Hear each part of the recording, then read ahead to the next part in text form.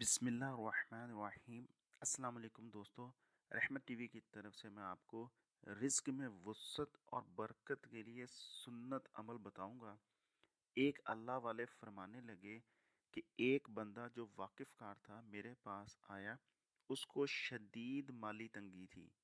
मैंने उससे कहा, घर में जब दाखिल हो तो पहले ऊंची आवाज़ के साथ बिस्मिल्लाहिर्रहमानिर्रहीम पढ़कर दायां पाँव घर में दाखिल करके फिर अस्सलामुअलैकुम रहमतुल्लाहि व बरकातुहू कहे। फिर नमाज वाला दुरूद पाक पढ़, फिर सूरह इखलास पढ़े। कुछ अरसा यकीन के साथ करने के बाद मिला तो बताया कि अब तो मेरा करोड़ों का कारोबार चल रहा है।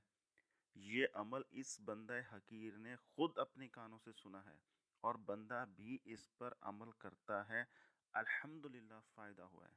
अल्लाह ताला मुझे और आपको अमल करने की तौफीक अता फरमाए। मिलते हैं अगली वीडियो में। अस्सलाम वालेकुम व रहमतुल्लाहि व बरकातुहू।